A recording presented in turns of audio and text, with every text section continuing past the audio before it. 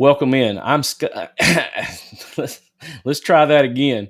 Welcome in. I'm Chris. This is Scott, and we're Head on a Swivel. Tonight, we're going to be talking about the Georgia Alabama clash for the SEC championship.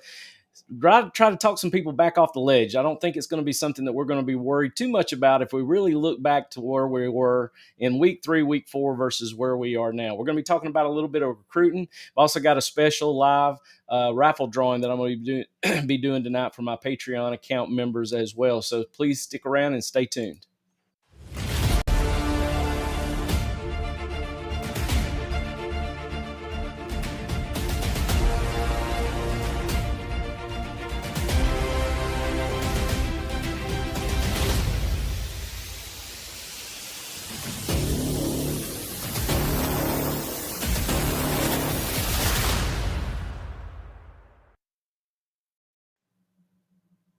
You know, Scott, I just have this hardest time when I'm coming into the intro trying to remember all the things that I want to say, but I want to get to my point as well. But Scott Green's with me tonight, as always, Head on a Swivel. We're going to get into a lot of different components of what we're going to be seeing this weekend. I know a lot of people are anticipating, again, the SEC clash between Georgia and Bama, just the way God would have it, it seems. But, there's a lot of people on the outside looking in. I know myself included that I'm trying to figure out a way to talk myself back off the ledge because, the psyche's really been dented over the last few years. So, I'm looking forward to Scott's input on that as well. We're going to be talking about that later on in the show.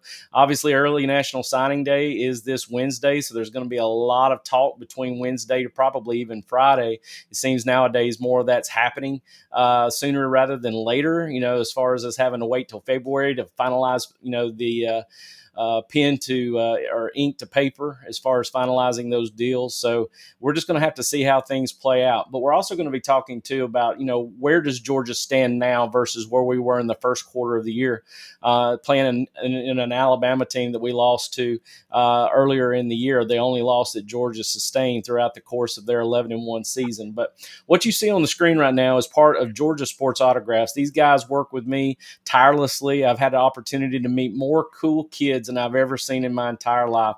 A lot of the athletes that play for the program have come in and done signings for Roger and Sam for this program.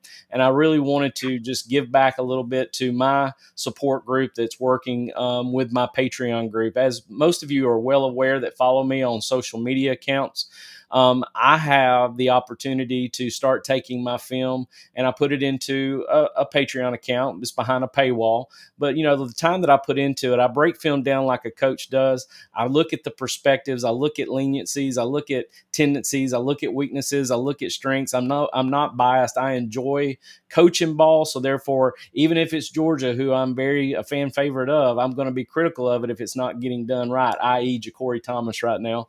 It seems to me every day I'm dealing with a Ja'Cory Thomas issue, it seems like. But needless to say, you can see the list that's here on the screen. And these are my current, for the past month, I've got my Patreon members who have subscribed. I put you here on a list labeled basically from 2 to 29. And we are going to be basically doing a free raffle. And this is for the exclusive members, the ones who do pay for the Patreon account for all the things that I do through that. You guys are going to be in the entry to win an Elias Williams signed authentic jersey courtesy of Georgia Sports Autographs. Can't thank Roger Sutton, Sam Mathis enough for what they do to help me to make this possible for those people who come out and support Coach Hayes Hudl, Coach, as well as Head on a Swivel, and as well as Georgia Sports Autographs. So we're going to do a spin here, guys. I've got you numbered from 2 to 29. 1 is basically a buy. So if we get 1, we'll do a respin. But right now we're going to do this live on air here, Scott. So let's see what happens.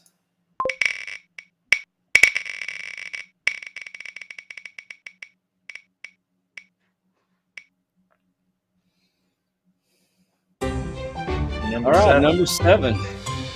So number 7 is Jerry Willis. Jerry, I'll be in touch with you very soon. I've got your email address that you linked in when you became a Patreon member, an exclusive member to the show, as well as to what I do as well through the Patreon account. And you definitely have won yourself an Elias Williams jersey, courtesy of Georgia Sports Autographs. Congratulations to you. Just so you know, those people who are still on the list have chances to win. I'll be doing 7 more drawings over the next 7 months as Patreon continues to grow and get the opportunity to win some other jerseys in there. I've got Chauncey Bowens, Nate Frazier, Colby Young, Gabe Harris. There's a lot of different ones in there. So I'm excited to have that opportunity again to partner with Georgia Sports Autographs. Can't thank them enough. We're going to go sign off just for a second. I want to give courtesy to Georgia Sports Autographs, and we'll be right back. Georgia Sports Autographs is built by collectors for collectors. They know what fans want because they've been in your shoes, hunting for that perfect piece, the right signature, in the right spot. At every signing, Georgia Sports Autographs make sure it's done right, using the proper ink, following best practices, and paying attention to every detail so you end up with a product you'll be proud to display. They've already worked with many of Georgia's top athletes, and their network gives them access to just about anything you can imagine. If you don't see it listed, don't assume it can't be done. Chances are they can get it for you. Georgia Sports Autograph tests themselves with every event, always improving, always delivering for the ultimate addition to your collection. Trust the team that treats every autograph like its own. Georgia Sports Autographs, where every signature tells a story. Just real quickly, what I wanted to be able to show you here is just the different breakdowns, like this past week through Patreon. If you're a member to the exclusive membership to Patreon, I did an over hour's worth of offensive breakdown work against Georgia Tech and over 30 minutes worth of defensive work against Georgia Tech. When you're exclusive, you get a chance to see the entire video. I tend to put the previews out on all social medias. You see a little clip or two. But like I said, if you want to check all that out, just look around, see what you think about it. Go out to the social media accounts, check me out. Would really appreciate that. The QR code is there on the screen for you to scan with your phone if you're interested, or you can basically go to patreon.com/Coach Hayes Hudl. Hudl spelled Hudl. Scott, man, been doing a lot of talking here, my friend. I am glad you're with me tonight. I know we had to do that free giveaway right out of the gate, so I haven't had a chance to ask you how you're doing, my friend. How are we feeling in the wake of the Georgia Tech win this past weekend on Black Friday, and now we're headed into the SEC championship against the pesky Alabama Crimson Tide, man? How are you feeling?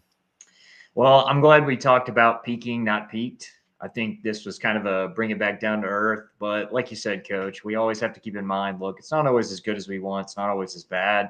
After we're kind of reviewing the film myself, there are a lot of things that are concerning because they're trends that we thought we killed early on in the season.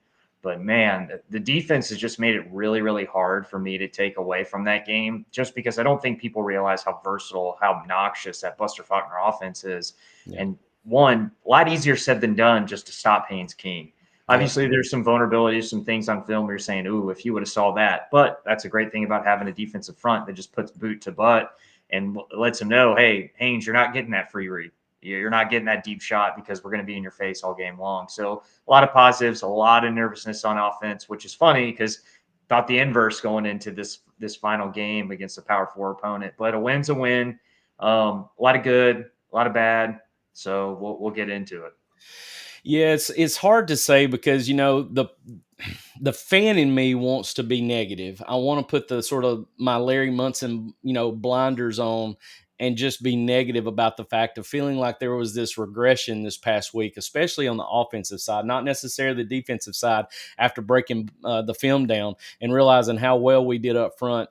There's something that Coach Schumann is doing now that I think is really making me feel very confident about what our defense can do against Bama this weekend versus what we didn't see in it's really week 4. We played them in I guess you would say week 4 of it, but we had a week off too. So it was really week 5 when we actually played the college football season. But, you know, something that I wanted to mention before we get into a little bit of recruiting. And then of course we're going to be talking about, you know, the Bama and Georgia breakdown here on Saturday. I wanted to show real quickly because I think, you know, I've heard you say it more than once and we've seen it and heard it from a lot of different people. You know, the styles make fights. And I think that's something that's very important about this, where this program is going this year, because of the identity that I think that Georgia has set, the president's that they have set over this past like 3 or 4 years, the national championship years. And obviously they've created this stigma to think that we're supposed to just have this dynamic defense up front that gets to the passer on every play with 3 and 4 down linemen. We don't have to blitz necessarily to get to it, and we swallow you up whole in the defensive secondary. And that is just not the identity of this defense. I found it very interesting as today's presser, Connor Riley kind of puts into perspective about Glenn Schumann with Coach Smart. And I really there was something about what Coach Smart said to me that just made a lot of sense from a coach's perspective. So listen up real quick. Yeah, sticking with the defense, how have you seen Glenn Schumann as a coach develop and grow over the course of this season? Honestly, I don't think. I mean, he's grown over the course of his career, and he's grown over the course of 10 years being here. But specifically this year, I don't think he's had to grow. I think he's had to do a great job of deciding what this group does best and trying to utilize and improve the skill sets. We don't have a dynamic, clear-cut, dominant rusher. We've had some of those in the past with Jalen and Michael both coming out early, and Ty, those guys not being there. It was a little bit of an adjustment to get the younger players groomed faster. But I can't say that Schumann's had to grow. He's had to utilize what we have. Your thoughts on that, Scott? I think he's 100% right. I mean, early on in the season, I had a lot of questions about, certain positions and personnel, which is not what you want to have going, week 4 and on, especially entering, the teeth of SEC play. But I think they found a lot of solutions. So Georgia Tech's a perfect example. Really, you started seeing against Mississippi State, where you look up, they rotate personnel, and there is maybe one junior among them.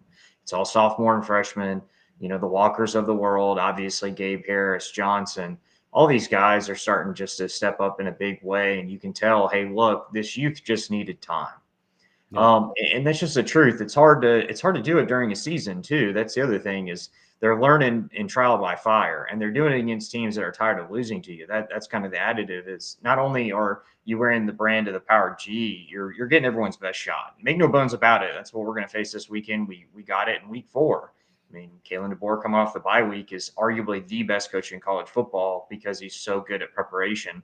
And look, guys, one of the best compliments you can get is a coach coming out. Grubb actually said this. I had to go back and watch film from all the way to 2022 against Ohio State on defensively just for all the variation. So, condense that down to this year. So you're trying to teach a rather complex system in terms of executing effectively. So it's not mind-blowing, calculus here. It's just algebra at a quick pace. So these young guys are having to learn that on the fly, and they're also having to learn how to fix certain things as they go on. So you're going to get a lot of woes, but the defensive front, man, I really think just the youth in particular has started to show why they're here. Their athleticism, their raw ability is now getting more finely tuned. Technique is starting to make an appearance, especially in the hand fighting. That's something I was really, really worried about. It seemed like we did a lot of chest bumping, a lot of bull rush. Hey, just split the pads, push through. It's like, that's just not what you can do because you're, even in the lower power 4 programs, that other guy's 290 pounds. Like he's an athlete too. And you may be able to get away with that, but not against the real, top tier opponents, which you're going to face this weekend. So I'm really proud of the job Glenn Schumann's done. I still think there's some concerns in terms of coaching. That safety spot keeps giving me a lot of head scratching and a lot of woes when I look back on it. But again, guys, like this coaching staff's done a fantastic job. I mean, 48% of your entire roster is freshmen. And when you really go back and look at it, guys, on average, you have 6, 7, truly 18, 19-year-old guys that are out there playing this high level of football. And I mean, that's a testament to, their development and also what the coaches have provided them. So, I mean, the defense, I'm going to knock on wood, not truly my concern going into this game as of now. We'll see. Because I know Tom Brady's going to show up in a crimson jersey this Saturday, and it just is what it is. You're going to have to play through it. But I think that group has so vastly improved over the last 5 weeks. It's almost like watching an entire different year's worth of tape. Yep. I'm going to say this is something that I try to stay quiet about because, I'm in a lot of group chats and I see a lot of people who I consider to be my friends of, being around the Georgia brand and being fans of the program, and obviously have come to a quiet collective, a fraternity per se, of people who I truly enjoy being around, listening to. I love the banter that we have. But, like I said, in a Larry Munson mentality, it feels like that a lot of people feel like there's just sort of this retraction because it's this Bama curse, this Bama voodoo that we're feeling, and it's just because we can't get over that hump. It's one of those things I feel like I want their best. I want to embrace their best because if we get their best, there's no excuses for why we didn't do it. It also tells you, too, when you're at your best playing against someone that is at their best, to me, it leaves nothing unscathed. You have no reason to walk out of that game going, you know what? We don't know who we are as a football team. You know who you are as a football team if you're playing your best football against a program that's bringing their best to you, as most people want to call it, their Super Bowls, or they're coming out playing the most elite of elite.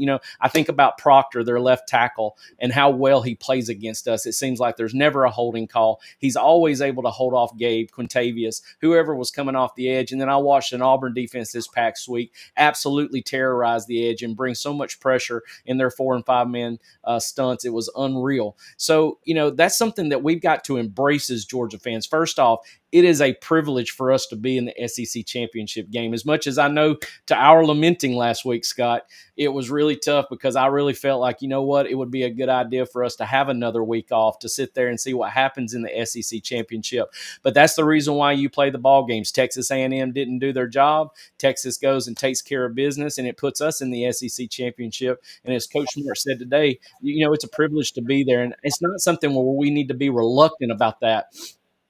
I just want to make sure that you realize that, and the fans that are out there realize, is that when you get a chance to play for the SEC championship, to me, that is the moniker of football. As far as, having that trophy in your case is almost, some people would say it's even more important than the national championship. So to me, until they decide to get rid of the series that go with the championship weekend, we need to always feel like it's a privilege to take that on and embrace it. I think a lot of people are reluctant about it because they feel like it's going to hurt us down the road. To me, the only thing it can do is make you better. Do you get hurt? Do you have injuries that you could say, well, we wouldn't have had those if we'd not been playing? Guys, injuries are part of the game. It's just like right now, we've got to go ahead and anticipate that Drew Bobo is not going to be our starting center, and that we're going to be looking at opportunities with either moving guard play into the center position, or we're going to be taking our chances with a Malachi Tolliver that is a redshirt freshman, or maybe even Cortez Smith getting some reps as well. So, I would want to make sure that we understand is that I guess a take-home message for everyone is to embrace what we're going to be doing, make it impactful, and be the best fan you can be, and believe that Coach Smart and staff are going to do everything they can to want to win that ball game. Do they it seems like, have some head-scratching moments when we play Bama? Sure. But we cannot continue to focus on the fact of the past. We've got to take care of what's in front of us, what's sudden, what is taking place right then and there. And that, if we can understand that, it makes us have a better perspective, because I'm having to tell myself that too. It's not just like I'm preaching to the choir out there. I'm talking to myself as well, because if you were on the show for our rapid reaction the other day, as well as I do, Scott, we were struggling with the identity of wanting to be in that SEC championship. And it's taken me a few days to lay the head on the pillow and come back and say, you know what? It's a privilege to be there. We need to embrace that, and we need to be playing our best ball when we do that. Yeah, absolutely. And so here's the additional thing to it too, guys. Like 8 out of 10 years, that's such a tremendous feat. I mean, Kirby Smart is breaking record after record. And the thing I don't think people quite grasp in terms of context is that this is Kirby's first head coaching job. Now, obviously, I can't call him a new head coach anymore. He's obviously 10 years in. He's really tenured in the SEC, highest tenured coach, and likely to continue that hopefully for the next 6 to 8 years, or however long he decides to do it.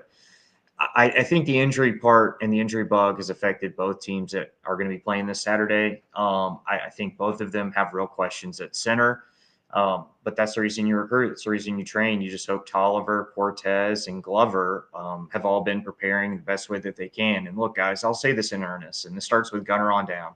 No matter how bad they played last week, no matter how many question marks you have, this group would cut off its left arm if it meant winning the next football game. So they're going to do everything in their power. Yes, they're going to be super young. Yes, we may have 3 freshmen on the offensive line. And look, it's going to be in critical spots. I mean, Alabama's defensive line's already said, we think this is a mismatch. We think we're going to beat them, more snaps than they beat us. And look, that's a great challenge. And when it really comes down to these last few Alabama games outside of Nick Saban, I mean, one, you face the greatest coach of all time. Obviously, he's going to have a lot of leverage and a lot of things are going to go his way because, he's the greatest coach of all time. He builds those opportunities to be that way. And look, beating Nick Saban, Dabo Swinney and Gus Malzahn are the only two that, regularly did it. And Dabo had to have some of the most elite college quarterback play you've seen. And so with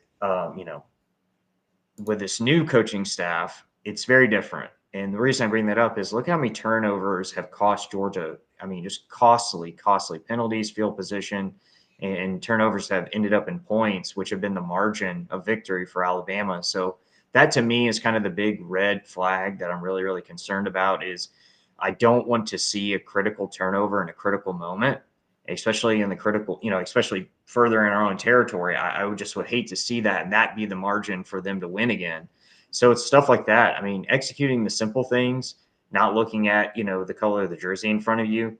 But guys, look, I as a fan, I obviously want the rest. I want that. But you just know these competitors want to be there. They're going to want to win this game. To Kirby, it clearly means a lot. And to the rest of the players, it clearly means a lot. So if you're there, you might as well win it. Very well said, Scott. One thing I wanted to do was add to the Kirby Smart commentary, and that is the fact of what Glenn Schumann is doing is fitting the criteria of his staff and with his players that's fitting the mold of what's best for them defensively. When you're looking at your defensive play sheet and your offensive play sheet, you will know as time goes through the season, it will begin to condense into plays that make you feel comfortable of putting your players in comfortable positions. The one thing that made me feel like when Coach Smart was talking about Glenn Schumann, identifying what works best for them defensively, is something I really beginning to like to see, and that is bringing 4-man simulated pressure, 5-man pressure with one of your inside linebackers. You're taking a C.J. Allen, you're taking a Raylan Wilson, you're walking him down and bringing 4-man pressure, maybe 5-man pressure, bailing Quintavious Johnson out, and then K.J. Bolden is coming down and fitting inside the box as an extra run defender who can also play the pass depending on what you got in those situations. It looks like a cover 2, basically called a cover 5, where he helps on the over-unders if it's a pass, but if it's a run play, man, I don't know if you've noticed or not how much K.J. Bolden is now down in the box making plays. In fact, the very first play from scrimmage against Georgia Tech, that was him making the tackle with Gabe Harris at the line of scrimmage because he was buzz covering, and he came down and fit into B-gap like a freaking linebacker. He got there before Raylan did and fit the play. So that is something that I'm liking that Glenn is bringing. It's like, okay, if we can get there with Elijah, with Gabe, maybe even from our nose with Kristen Miller, and we bring another athlete in space like a C.J. Allen, Raylan Wilson, and all of a sudden we've got that kind of 4-man, 5-man pressure, and on top of that you've got another guy filling in the box in K.J. Bolden and still being able to cover with one guy still free over the top of that, that's solid. And that's something I'm beginning to see as an identity with Georgia. I really like what I see, and that to me is the reason why when I heard that from Coach Smart, when he said that, it makes sense to me that that's something that Glenn Schumann is really feeling comfortable with, and he's getting something to identify with his defense. And that comes from the fact is I think Ty Simpson is going to see a different pass rush from us this coming Saturday versus what he saw earlier in the quarter. As you know, Scott, we're going to be going to early National Signing Day on Wednesday. We've got right now roughly in the neighborhood of 30 recruits. I do know that Kalen Jones just, if I'm not mistaken, it's hot off the press, just decommitted and is going to Georgia Tech. Kid from Sprayberry, if I'm not mistaken. I remember doing a breakdown on him, defensive back. Solid player, very excited about him being in the recruiting class. I think out of the 30, we roughly have 2 5-stars. I know that Vlade Sone is just been updated to a 5-star defensive line recruit that we have. And, Jared Curtis is the other one, roughly around 24 stars. There's a lot of guys here in the list, and something I'm going to talk about because you and I are going to hit on Jared here in just a second. But if there's one guy that I'm excited about, and guys, I could sit here and talk to you guys about recruits, the 2026 recruit class for another hour. I will spare you with that because I know obviously a lot of people are going to be excited about SEC championship weekend, and we're getting excited about, playing in that game against Bama. So I'm going to be very quick and very precise and to the point. But as look at the list here, the one that's on the list that I'm really excited about is a man by the name of Craig Dandridge, wide receiver out of Cambridge. I've just noticed that there's no doubt to me that this kid will be a 5-star before the end of the recruiting cycle. There's no doubt when they finalize the recruiting cycle, he will be a 5-star kid. Him along with Caden Prothero out of Bowden are probably two of my most favorite, dynamics that I saw. They're the same component to what we saw in CJ Wiley this past year with all the different recruits that came in from the wide receiver position. Roldan was another one that fit that criteria too. So, and in Talon Taylor, I think Craig Dandridge fits that concept as well. This kid is dynamic. He's electric. He's going to be exciting. I can't wait till he puts pen to paper. I actually have recruit breakdowns that I do through my Patreon account. I'll be putting those back in for those of you who are interested in seeing those. I actually broke down, I think, roughly about 22 of the 30 recruits that we roughly have right now. Very excited about this kid and what he brings to the table. Again, I could sit here and talk to you all night about that. There is one kid though. I'm not going to do the video, Scott. I was going to put my edit on there, but I think I want to save some time for us to talk about Jared. We got a lot of people in the chat tonight. We appreciate you being here with us as always. Make sure you throw those questions in there. We'll definitely entertain them in our Hunker Down session, and we love for you to be here with us tonight. Thank you. There is a name that we were worried about. His name was Chase Calicut out of the Houston, Texas area. You talking about a youngin' who just looks like he's ready for SEC play at safety. This was the kid. Unfortunately, he got in a lot of trouble. There were some issues going on, gang-related issues. I don't know if he was a part of it or if he was just in a situation where he was just in a bad time, bad place with the situation that took place.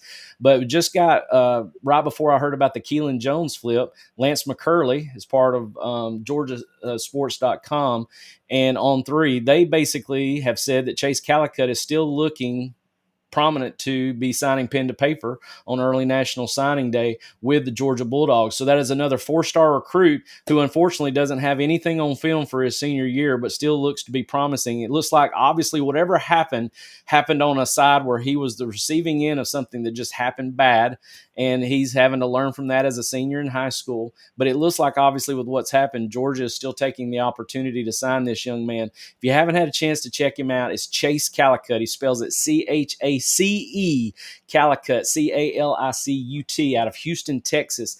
Great fit. Again, I've got his breakdown, and I will actually put that link into the channel below. So you can see his. But, Craig Dandridge, another one right here on the screen. Very excited about what he's going to be doing as well. Let's see. I wanted to see. I got one person here excited about Mosley out of Carrollton is another one. Chase, that is definitely one that we want to fit. And Michael, excited about Prothero. The kid from Bowden is, to me, he's going to fit that unicorn like Barbour is. Very tall, skinnier kid. I don't know how much actual Y he's going to be playing. He's going to have to block, because if he's going to play that Y position, they ain't going to let him on field if he ain't blocking. But anyway, what's the latest on Drew?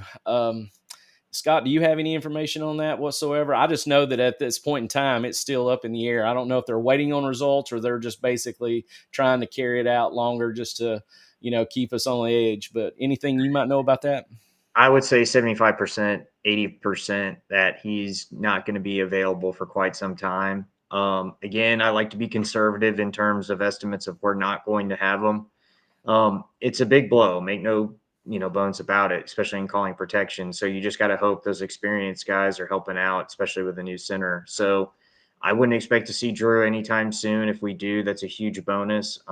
Kirby's doing what Kirby does best. He's playing his cards close to his chest, trying to mitigate any of that rumor mill coming out and giving people hope when, look, they have to go through so much protocol, especially with a foot, ankle.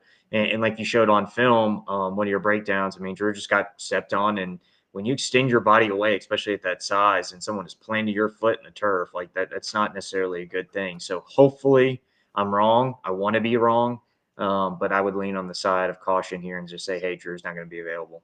See, another thing, believe it or not, Scott, you'll never believe this, but I'm a man of all tricks and trades, not only being a coach of 20 plus years, but I actually was an athletic trainer for 6 years. I hold a title of an ATC.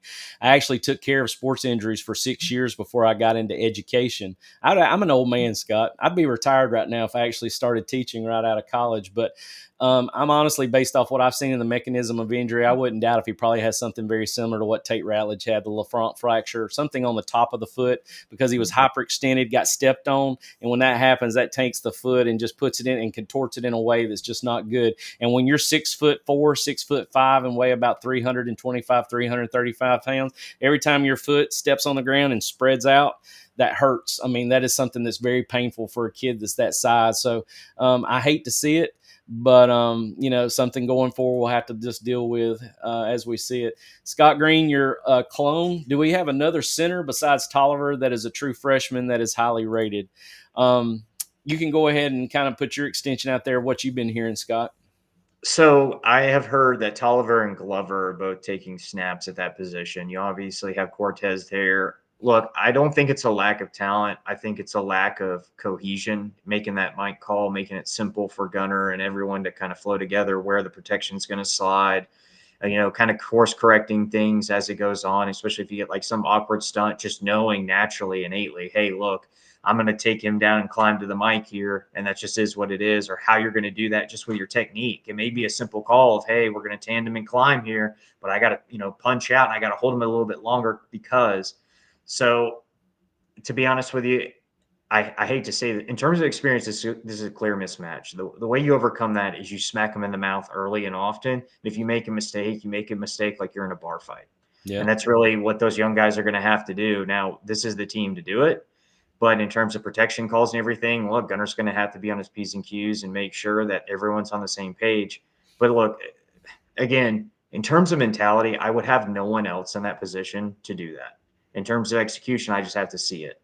And it's not I won't believe it till I see it because I've seen it. So now the standard is there, but now you're adding to it. But look, those are the three guys that I've heard. Again, they're all insanely talented. So it's just one of those things of like that 4th and 1 with Cash Jones. You got to stick on your block. You got to make the right guy. But look, if it is, Glove gets switched into the center and then you push someone else out to right guard. And yeah, you have 3 freshmen on that entire side, including your center. I mean, look, they've played enough snaps. The ones that have played should be able to say, look, I got this, you got this, I got this. And, that's what they're practicing this week. So, but really that's all the news I have. Again, it's Fort Knox in terms of getting information out of the Georgia, Busmere building. So best of luck to anyone who's had it. And I hope they hold on to it and give us good news. Yeah, the one that he's referring to, Cortez Smith, is also a center in the class that's with the newest class coming in out of Parkview High School. He came in during the Charlotte game behind Malachi Tolliver. I actually broke down Malachi Tolliver in the Georgia Tech game, almost 40-something snaps in the second half, and had a few snaps in the first half when Drew first went down. He graded out at a 66% for me. Didn't do a bad job. I just really think he's slow out of his stance start, which is something that typically is going to happen when you're, just trying to, you got to snap that football and be able to get out, and Coach Bobo's not being any reluctancy whatsoever to have him pull. He's still pulling on buck sweep and gap schemes, things like that. But I saw a lot of favor with him. I don't know if you do this in the SEC championship where you're trying to experiment with a guard all of a sudden coming down and snapping from the center position, unless, Dontrell Glover is just a natural at it. You're right. All of a sudden now you do have Glover at center now. You have Juan Gaston at that guard, and then, of course, Ernest Green out at the tackle position. But, that improvement has got to be something that shows consistency. And I'm sure by the end of this week, Coach Searles and group are going to find the right 5, I think, that's going to be the best fit.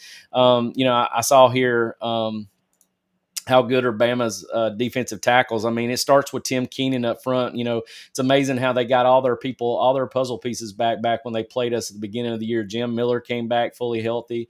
Tim Keenan was ready to go as well. Number 96 is who you'll be looking for. He's going to be lined up as that zero technique right over the center. We're going to have to double team his ass a lot and got to get him moved out of there. And like you said, Scott, we're going to have to definitely just take it to him. The bar fight's got to go to him. We can't show any reluctancy in trying to figure out a different way to block him just because he's solid up front. Don't be surprised, 22 and 23, LT Overton and James Smith, both I've watched them. Yanzi Pierre is another guy they line up out there as well. Their rush positions, kind of like our stand-up jack position too. And, they feel good. They feel confident because of what happened this past year. And honestly, this past at the beginning of the season. But I'm going to go ahead and tell you that's one of the things that I'm going to talk about at the end of the show when me and Scott start breaking it down. I want to finish up early National Signing Day with this gentleman right here. Most people know of anything. One of our 5-star commits, Jared Curtis, who's obviously been under a lot of propaganda, it seems, here lately. It seems the agents have been working to the hilt to try to figure out a way to get Vanderbilt to sign this kid and be able to give him an opportunity to not sign with Georgia. As of right now, he was supposed to sign this Friday on the 5th. And since all of this has gone down, I think they're going to shorten that down. And he is actually going to put pen to paper on December the 3rd on Wednesday. And, much to his mom, who obviously still supports and loves the fact that he's coming to Georgia and seems to be highly confident through her tweets and through everything that you've seen from her, it's obviously and ultimately Jared's decision. He's kind of, sort of been on the fence a few times and finally committed in after his decommitment from the previous time. And, so I really feel like all in all, he's going to be the one that everybody's going to be tuned into on Wednesday to find out if he finally decides to confirm with the University of Georgia and put pen to paper, or if he's going to flip to Vandy. So your thoughts on that, Scott? I mean, I think it's a simple dynamic here. I mean, Kirby can sell a lot more than Vanderbilt, and Vanderbilt can sell playing time. I mean, understand, guys, look, it's going to sting. This 5-star quarterback situation has kind of plagued Georgia in a lot of ways. But understand this, guys, like, it's a lot of do or die and early promises, early playing time for everyone else. I mean, if Texas doesn't get Arch Manning, they really don't have anyone else. They're scrambling, not just, hey, who's going to be the next quarterback, for a quarterback. So understand those dynamics are very different. I mean, Vanderbilt can sell to him everything, anything and everything that he wants, he'll get. But at the same time, I mean, if you're looking at legitimate longevity, again, this is no diss to the Vanderbilt staff and where Vanderbilt's been. But I mean, look, Diego Pavia is a really experienced quarterback. They're totally two different profiles. It just, to me, it's an awkward fit, but it's a good selling position to say, look, we're going to give you the keys to the kingdom. Anything and everything you ask for, we'll get you, and we can promise you early playing time. Which, granted, to these athletes, I understand why they want to play early. But if you want to come out as a really, really good football player with a lot of supporting staff, one of the best staffs in the nation, you know your defense is going to be good. You know you're going to have weapons everywhere. You're going to have one of the best offensive lines, even if it is young. I mean, Georgia's just so much clearer of the choice here, but for some reason, Curtis wants to continue entertaining Vanderbilt. So one thing of caution to the fans I'll say is, look, man, just understand, even if we don't land Curtis, it is not the end of the world. Like, we are in such a privileged position with all these recruiting classes, and Kirby's going to have a plan. I mean, think, guys, like, we still got to figure out what's going to go on with Ryan Montgomery, not just Puglisi. So, and you also have that additional kid that was kind of a project player, a dual threat that hasn't seen much, playing time. So if you want to keep him, you got to keep the quarterback room, not necessarily thin, but right at that perfect four number. Because if you bring in Curtis, he's going to want to move and shake things. And guys, I mean, look at Dylan Raiola. Personally, I think we made a big mistake pushing from Sayin. Sayin was down to LSU and Georgia. I think Georgia should have just locked up Sayin and said, to hell with Raiola. No offense to Raiola, but it was just kind of one of those things of like, you've already got a great / elite prospect here. Like, why keep searching for gold when you already have a pound in your hand? And then look at what Dylan Raiola's had to do. I mean, struggle and claw and try to survive at a Nebraska team that really couldn't find itself. They were thought to be back to their old ways, the blue blood history of Nebraska, and that never happened. And now there's rumors that he's going to leave. Yeah. And that's with all the family ties there. That's with all the dynamics and everything helping Nebraska in that recruitment. So here, I'm going to be honest, with the family members on the side and whispering in his ear, look, it is your choice, but, and showing that longevity and that plan and that process play out time and time again at Georgia. Look, it would sting, but it's just kind of like, again, I can't justify going to Vanderbilt. I don't think anyone could outside of any Vanderbilt fan. And if you gave them true serum, every Vanderbilt fan would say, yeah, you're obviously in the much better situation. But these young kids, it's a totally different dynamic with this recruiting world. I think NIL may kind of play a part in it, but it's not like Georgia's, paying pennies on the dollar here. But at the same time, I mean, just look at what Kirby Smart provides every quarterback. But again, at the end of the day, guys, you have 3, because I don't know if Gunner's going to leave. I doubt it. I highly doubt it. So you're going to have Gunner for another year potentially. And then you have Puglisi, who's got to figure out what he's going to do. Then you have Ryan Montgomery, who's got to figure out what he's going to do. And then you have another quarterback who's got to figure out what he's going to do.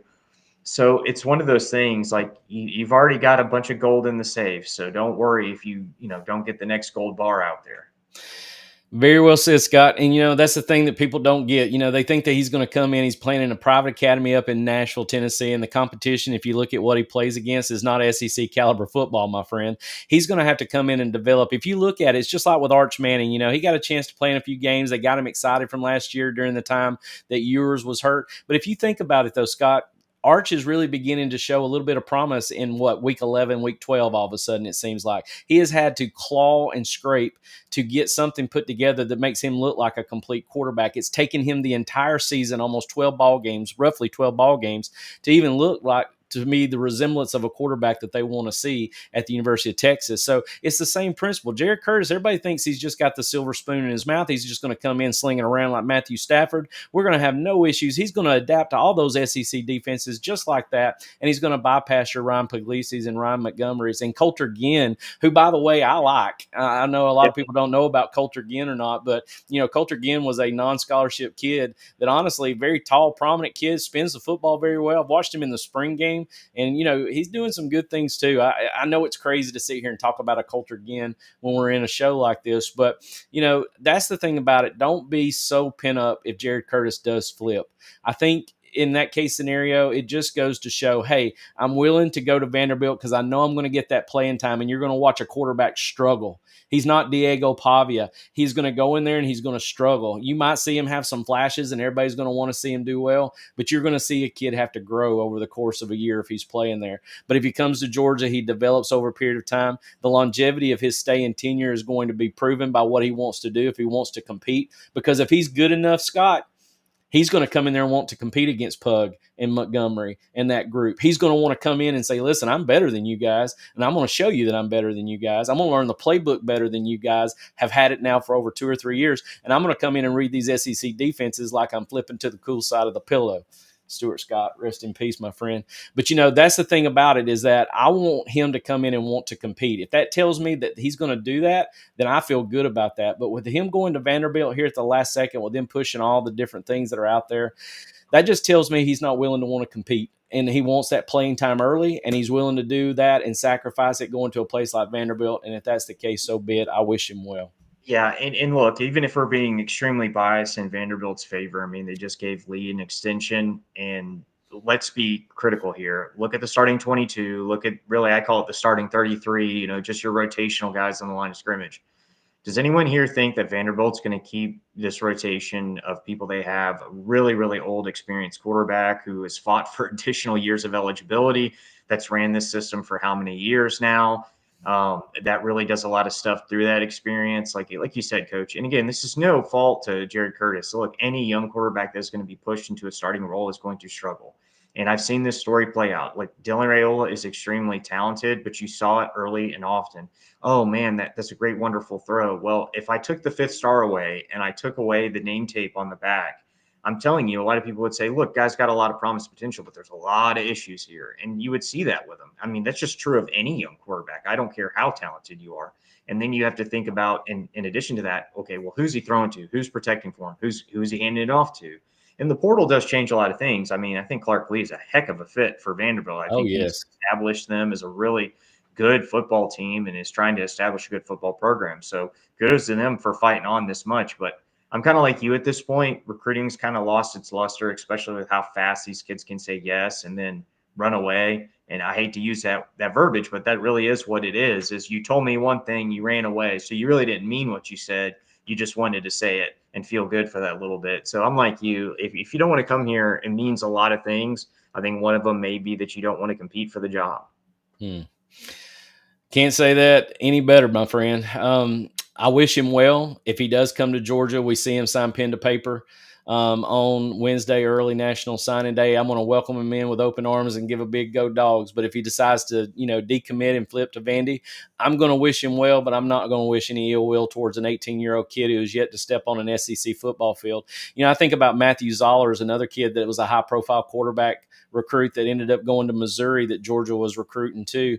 And, you saw what happened with him when Pribula went down, and he struggled, mightily over those couple of games. Just because you're a high-end recruit recruit does not mean it's going to transition you in your first year the minute you pick up a football and you go into SEC play. It takes so much to that advantage when you are coming in to learn to develop, learn to get the reps, go through the scout team, stay humble, stay hungry, and the good things will eventually happen to you. And it shows for people who do stay the course throughout their time at their school. All right, my friend, it's time to talk about them. Bama, Georgia, SEC championship, 4:00 on Saturday, championship weekend.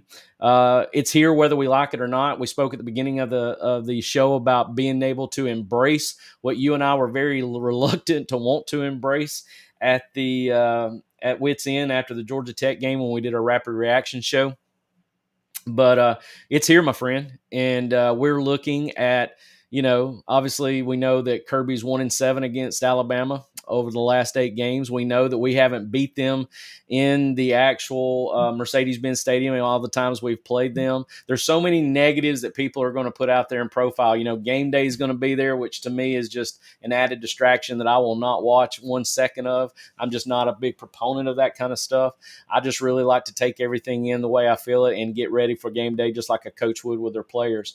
But they're coming to Mercedes-Benz. Obviously, it's in our backyard.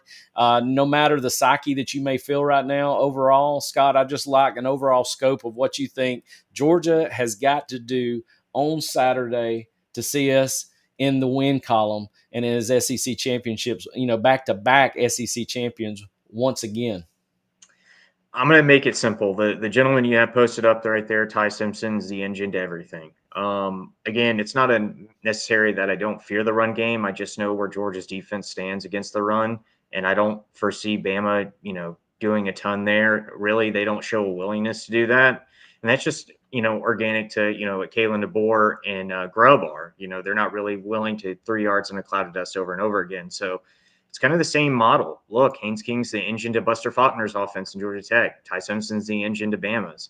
And so you're going to have to make his life hell. You're going to absolutely have to get him off, move him off the X over and over again. I mean, Auburn showed you how you can do it, and Oklahoma showed you other additional things you can do at safety to kind of collapse in last minute and make Ty's reads a little bit harder where, he forces errors. But look, I just know this in my gut.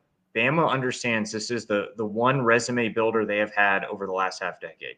If you go back from 21 and on, there is no clear-cut resume builder like it is beating Georgia. And that's all that has really kept Bama in the true limelight of, if we took back and said, look, they lose half those, just half. We'll give them the 21 SEC championship, 22, they weren't good enough to make it to Atlanta, 23, if they don't win that. I mean, people are talking about the collapse much earlier, and if they don't win it last year, really, I mean, I don't know if Kalen DeBoer's even in the talk to stay at Alabama since there's already smoke there. And that's just ridiculous. I think Kalen DeBoer should be given time. I'm not advocating for that, but understand it's simple to examine. It's simple to diagnose. It's a lot harder to stop. And that's just kudos to Alabama. And look, take everything you saw in the Auburn game. Take all the mistakes, all the mismatches, all the things you saw, and you made a mental note of look, hey, possibly we can do this. Throw it away. For some reason, somehow, Bama plays its A+ game against Georgia time and time and time and time again. And it's frustrating as a Georgia fan. Fully understand that. But understand, if you beat them while they play their best, I think you absolutely crush just a ton of hope moving forward. Again, they've had enough losses where there are clear chinks in the armor. Like I said, lack of ability in run game. They don't have that bye week, which Kalen DeBoer, to me, is the best coach in college football off the bye. He's one of the best coaches in the big game, but so is Kirby Smart. So totally radical different defense that Georgia has. They have to continue doing that. In fact, I would say they have to even take another step moving forward and really abuse that big offensive line that Alabama has. And the way you're going to do that is just kind of lean into the youth and make it where, look, guys, you have to be hyper technical, but also you have to, get Ty Simpson off his spot time and time again, punish the receivers when they do catch the ball. Hey, throw away a bad play if you have it. Really worried about the safety spot. I think they're going to attack 20 like everyone does. I don't think we're going to get away with it quite as much as we did against Georgia Tech. But the way you can hide that and mask those deficiencies is by getting 15 to run sideline to sideline over and over and over again. And understand, guys, he's going to keep making plays. He's just a heck of a player. There's going to be plays like in the Auburn game where he is tripping, bumbling, and stumbling and still gets the first down just by the grace of God. because it seems like that's really what leans in on them when they play Georgia. But understand, at some point, the dam's got to break. But the only way you can do it, the only way you can get past the mental hurdle is to play fundamentally sound with just violence and aggression and treat it like a true 60-minute bar fight. It has to be a brawl. And it really comes down to you can't turn it over at all, period. New clock rules, possession, your hyper-efficiency offense. You give them an extra possession, I think this team will punish you for it. So you cannot put the ball on the ground. Yes.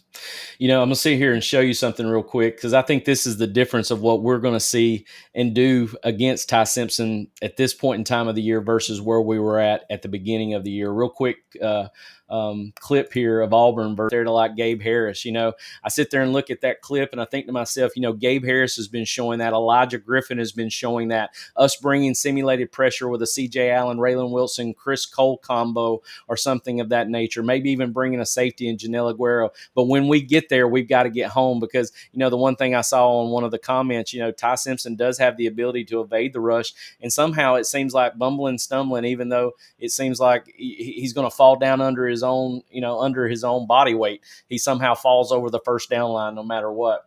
Another thing that frustrates me is I'm sitting here watching this against the Auburn game. And, we talked about how everybody throws out this is, the way they play, it seems like the Super Bowl. They're going to play the elite of the elite. They're going to always play their best ball. Well, bring it. Let them play their best ball, as you said. I'm perfectly fine with that. I embrace that, and I definitely want that. But, something like this right here, you've got Grove. I mean, that right there, and I just sit there and think to myself, how many plays I watched on that Saturday night game going, my God, that was a completion against us in week 4, week 5. He was throwing everything. Everything was being completed to the tight end game, to the running back situation, as well as obviously Isaiah Horton and Jeremy Bernard doing their job. And it's funny enough, Ryan Williams did not get the first reception nor the first target in that game, I don't believe, if I'm not mistaken, against Auburn, which is very odd as well because I know he's the flashy showmaker and he's definitely someone, if he catches it in the SEC championship game, Chris Fowler and Kirk Herbstreit are going to be up there doing their thing with that. But, to me, the person we got to stop is the person who showed out against Auburn, and that is Isaiah Horton.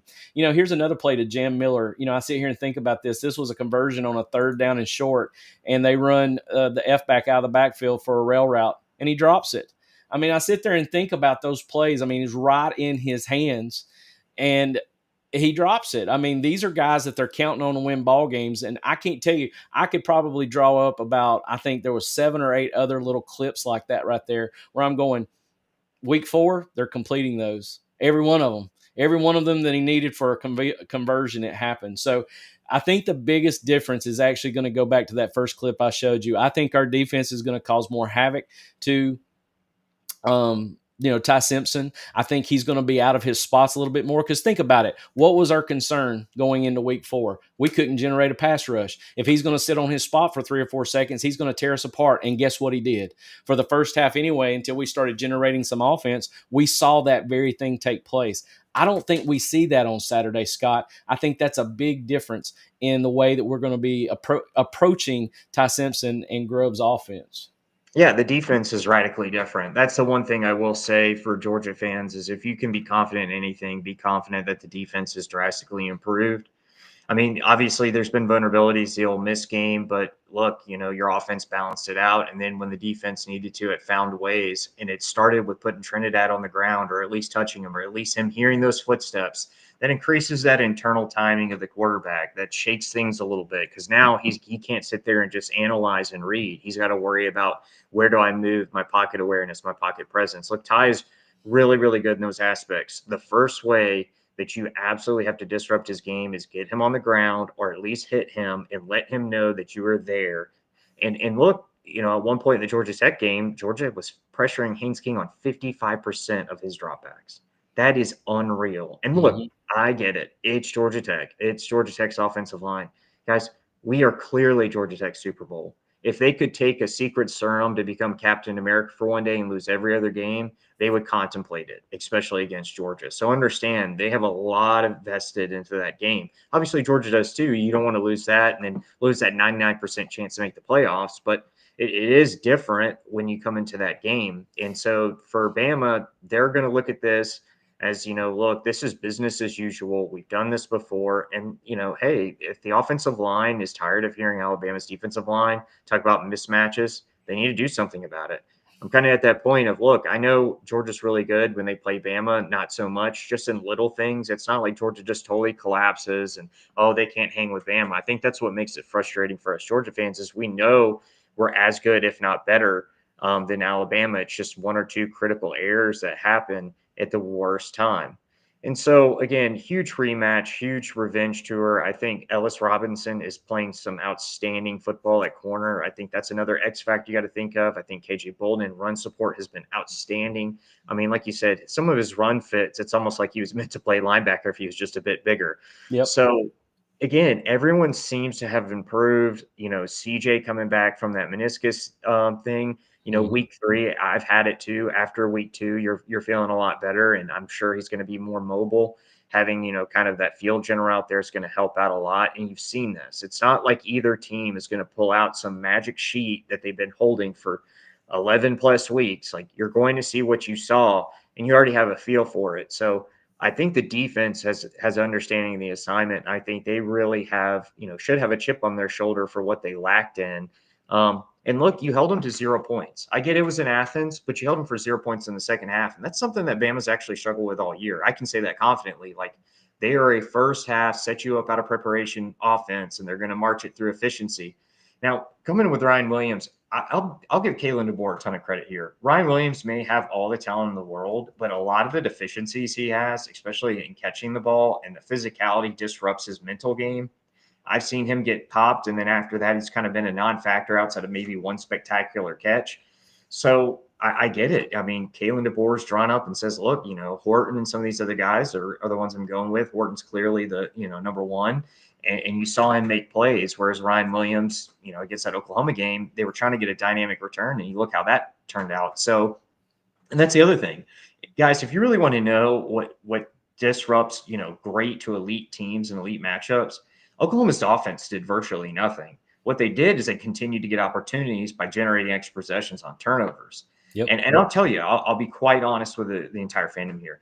If Georgia generates the first turnover, my confidence will go from 1% to 90%. Because if you can get one, you can get another. And it really, messes up Ty's rhythm because he understands, look, I have the keys to the car. I'm the race car driver of this thing. If I start making mistakes, we're really, really limited because everyone kind of knows what they are. The other thing that I'm not so confident in is Georgia's offense bouncing back. I'm a kind of see it to believe it person. I see what the potential of this offense is. But again, what I really do believe is in Gunner's mentality to get things right. Like I said, that guy's living in Buttsmere right now. He understands what this game is. And Gunner, for all but one game, really stepped up when, the lights were the brightest. And so we just have to see what he can do again. And look, one of the simplest solutions, even Bama's defense has gotten better against the run. I still think Georgia has to establish the run in a big, big way. And I think Nate Frazier has a lot of, a revenge tour that he's got to go through, especially because 3 points came off of his turnover. Hopefully Chauncey Bowens is healthy because he got to rest. And, if Talon Taylor's good to go, he's got a revenge tour. So I think the Georgia players in a good position to hear what they're hearing and hear the whole world doubting them again, but doubting them in a bigger way because you've actually played them. And now the narrative's going from a Nick Saban problem to a Bama problem, quick, fast, and in a hurry. So the solutions are there. All right. Georgia and Bama both can be beat. I think Georgia's got a real task in front of them, especially missing Drew on offense. But if you really want to establish the tone, if Nate starts getting 5 to 6 yards a carry, I mean, things can get interesting really fast. Very well said. And I'm going to end with this and not go any further because I agree with everything you put out there. The thing that I was going to look at, because everybody's focusing on Ty Simpson and what our defense is going to do. The way the defense has played over the last 3 to 4 weeks, I feel like they're going to go out and show out against Ty Simpson. I think we're going to see a different look where he's not going to be able to sit on his spots and throw the football. We're going to make him move. We're going to change his window time, his window dressing. I don't think he's going to have the opportunity. He's going to have to make plays with his legs and throw on the run, very similar to what he had to do against Auburn if he's going to have any offensive success. I think the key to this game is going to be insanely what our offense can do against their defense. If there's one thing about their defense, they are solid on defense. I know Alabama wants to try to establish the run, but answering the question, Mallory, as of right now, I think Jam Miller is out this week, and I've talked to a couple of my Bama insider guys that are really big at work. They're very much as I love Georgia, they much as they love their Tide. They say he's out. In fact, the other one, there's I believe it was Kevin Riley, their other running back. One of them against Eastern Illinois like broke his jaw or something. Yeah, So I think so. yeah, so there's only really one true running back they've got left to run the football, even though that's something that would be like us without Chauncey, without Nate, and we're having to run with Dwight Phillips and Josh McCray the entire game. So, that mindset might change their offensive philosophy as well. But when you look at it, I truly feel like whatever we've got at center, the chemistry makeup of our front five has got to take care of their front four. We've got to be able to pass pro correctly. We can't have Gunner guessing. We've got to let him stay in the pocket and see that Gunner Stockton that we've watched over the last 3 to 4 weeks, and not what we saw from the offensive production from him against Georgia Tech. That, to me, is going to be the key to the game, and establishing the run is going to help Gunner tremendously. And like you said, Scott, we've got to get back to those duo inserts, those ISOs that we're running where we're basically able to take it up inside and bounce it. Chauncey had a really big run, explosive against Alabama week 4, week 5 when they played them. Of course, I know we had the big throw to Colby on broken coverage, but it's established from the fact that we ran the football off tackle against Bama. And because they're such a heavy cover one team, and they do match a lot, they're going to let the boundary sometimes be their weakness where they don't fit correctly on that. I'm not saying we run toss, sweep, pin, and pull the entire time. I say we really stick to that duo game and inside zone that can bounce and put ourselves in position to where Gunner has the ability to where a couple of times here and there to be able to pull it on +1 plays that Coach Bobo gives him. But it comes with establishing confidence in this young man. Get him into an RPO game because you're running the football very well. Play action needs to look good and stay confident in that, because that's something that's been really big for us over the last 3 to 4 weeks. But it comes from establishing the run. That's something I think that's very important. And I want to make sure that people understand out there looking in from a bird's eye view, this game is not the end of the season either. As much as we want to see that be the telltale side of things, there's a lot of voodoo magic it seems like we're trying to overcome in this one game. I'm going to be completely mentally exhausted after watching this game. But the thing that I want to see is still we show improvement, that we continue to grow after what we saw from Mississippi State. All right. After what we saw from Texas, after what we saw in the growth, even from Charlotte, if you want to even throw that in there. But Georgia Tech, guess what? We were so focused on the offense stuttering so much and sputtering, I forgot until I broke film down how damn good our defense looked. And that's something that's promising that goes into it. I think we see a different defense against Alabama's offense. And I certainly want to see whoever we line up as our starting five be that starting five that takes care of business and takes that Tim Keenan comment that was made earlier today, I believe it was, and throws it out the window, because you're up for the challenge. Because if you want to be the best, you've got to beat the best. And honestly, right now, they feel like on the other side, very confident. And I want to see what our offense does against that defense. If we can establish the run, get Gunner confident in his play action RPO game, I really think we're going to see a lot of success on Saturday. So I'm very excited about that. Well, it's hunker down time. We want to take the opportunity to take our questions from the audience. We appreciate you being in chat. We're right now at an hour. We've had at one point in time tonight almost 70 concurrent viewers watching. We appreciate you being with us this evening. Thank you for hanging out for this final third of the actual show. Everybody who's in here, I've had a ton of comments. I wanted to go back up through there and see if we could find anything that is of relevance what we've been talking about. Mallory's telling me to speak it into existence. Sometimes you'll catch me, instead of being able to be a narrator, I tend to get into coach mode and start trying to talk like I'm in front of the guys in the locker room, because that's what I want to see. I want to see them play well. I love giving those pep talks. I was that guy that banged my head up against the wall and got them going, got them excited. There was one. Coach, I'm going to be honest. Win, lose, or draw, understand, I'm already insanely proud of this team. I mean, understand, a lot of people said this was going to be Coach Kirby Smart's worst record, that things are going to fall apart. This is the downfall. Georgia's just another Clemson. They're just another LSU.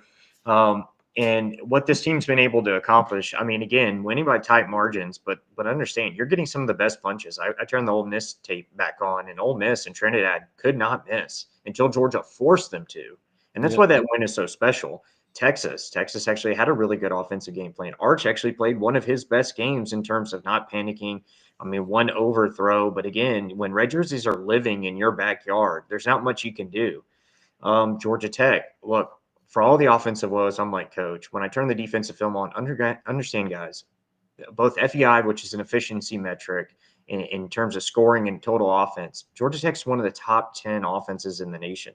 And they do it so awkwardly with tons of eye candy that makes it really hard on disciplined defenses. For you to go out and absolutely whip them up one side and down the other, and for them to have, what, 2 concurrent drives that you could say, okay, they're getting the best of the defense. I mean, just unreal performance. So I'm like you. I think that side is drastically different, and I'm hoping the offense kind of returns back to its norm. Because look, something in my gut tells me I don't know what was wrong. I don't live in Gunner's head or some of the offensive players' heads, but something tells me they're going to return more to the norm. How much so, I don't know. But I mean, this is going to be a good one. 2 totally different teams at this part in the season, because Bama's center is hurt as well, if I'm not mistaken. I don't know if he's going to play, but Yeah, their center. I asked him about it today. My buddy, who's got some insider information, he's hurting, but he's going to try to play. He's going to be one of those that's going to be dealing with injury and playing through the pain. But they'll juice him up and he'll be good to go. exactly, I was about to say a good cortisone shot and he'll be fine. Big Dogs, is there a chance we can meet up with Bama for a third time in the playoffs? Absolutely. So the way the dynamic works, understand, Bama's in. Again, I know there's a lot of magic that would have to happen for them to even be contested out. I won't go through that too long, but that would include BYU beating Texas Tech. That would include Virginia losing to Duke, which then changes the whole 5 best conference champ dynamic. And so then you would have to flip it and figure out who that 5th one is, because you don't want to, well, that would be an 8-5 Duke team, be the representative for the ACC, and the ACC might not get anyone in, which you'll see Miami fans cry about, but hey, don't lose to Louisville.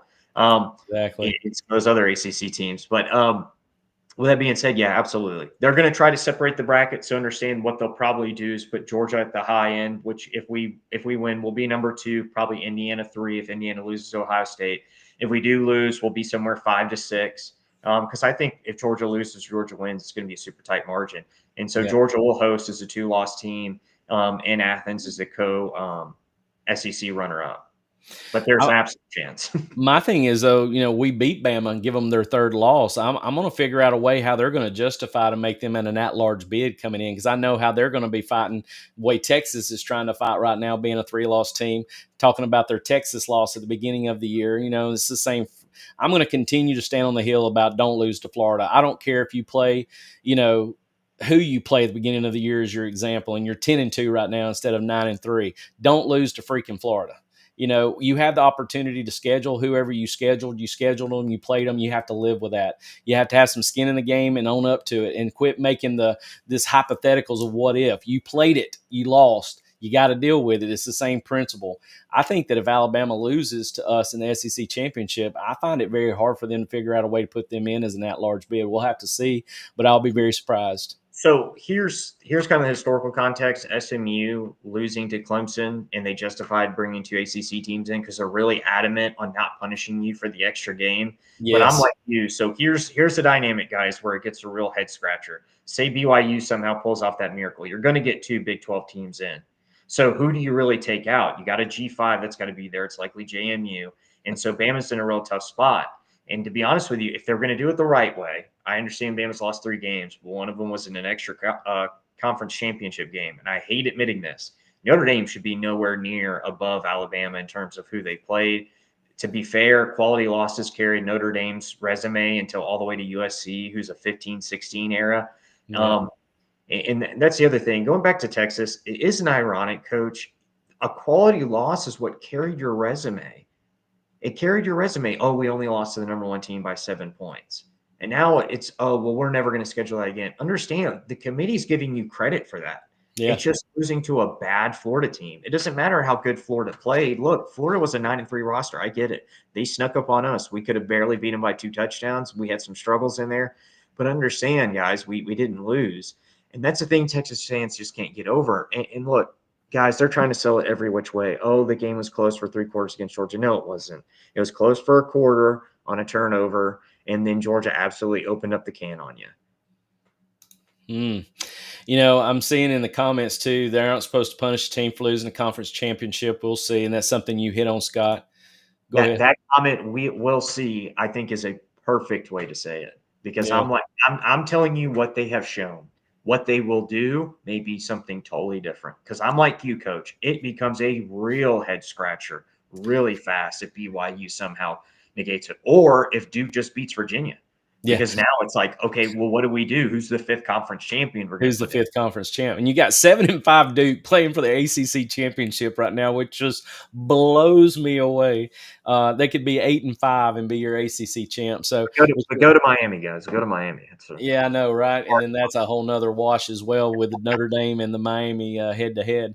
It's absolutely insane. I'm looking through the comments, guys. I can't thank y'all enough for being on here with me and Scott tonight. Head on a Swivel, just prefacing, looking at the Georgia Bama SEC championship class this Saturday at 4:00 on ABC.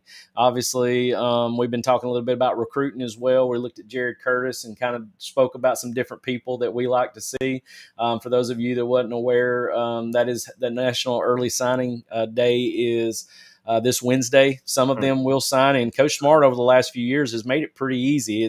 We've had most of our signing class pretty secured before even we get to February, which is when National Signing Day actually is. So very excited to see the Jared Curtis situation. That's going to really cement some things. We spoke about that earlier in the show as well. Do we have any other questions or concerns out there? Just wanted to make sure that I hadn't missed on anybody's comments here. Yeah, I saw someone mention the 3rd loss, but just to really emphasize what me and Mallory have been saying, they are saying that it should not punish you to play an extra game. But me and Coach are doing the mental math here, and at some point it is going to affect somebody. And I'm telling you guys, I know this for a fact. The SEC and Big Ten, this is their invitational. They want 4 to 5 teams every year. We're somehow, some way going to go to 16. I guarantee you this is going to be a data point where they could argue, look, Alabama made it to Atlanta, and somehow they didn't make it. But if I was a Bama fan, where I'd be really, really worried is if we lose this game, and God forbid, an injury happens, that the committee can make an easy out to not kick out Notre Dame and keep Bama, they'll do it. That's the only other brand I can think of that's not Ohio State that they would say, we can't punish Notre Dame, but it's at the same time, it's this. Guys, the committee's going to do what they want to do. I can only tell you historically and what the evidence says, but there is that human error in it. I mean, some of the nonsense that they use to justify a team being better than the other. So, I mean, good luck to you on guessing what they do. Well, the way I look at it is that I feel like this. I never let the refs dictate a win or a loss in a game. You never think about them being the outcome of why you won or lost a game. It's the same thing with the college football playoff committee. Never lose a game that cost you where you're in basically the multitudes of their hands. These people sitting in these offices in leatherback chairs, sipping on their brandy and smoking their cigars and saying they're watching games out there when they're basically just following what basically the old school BCS poll predictions, basically what they're following. There's so many 2-loss teams. It's creating so much. But that unfortunately is where a 12-team playoff creates. You don't have this ambiguity if you still have the 4-team playoff. I actually wanted a 6-team playoff is what I want, where you had the first 2 teams with bye and then you played 3, 4, 5, and 6. That way you typically 8 would have been the perfect number, but 6, I was always like, look, that guys, even with the 4 we had, how many blowouts did we have to see time and time again? And this is no diss to Cincinnati. Cincinnati earned it.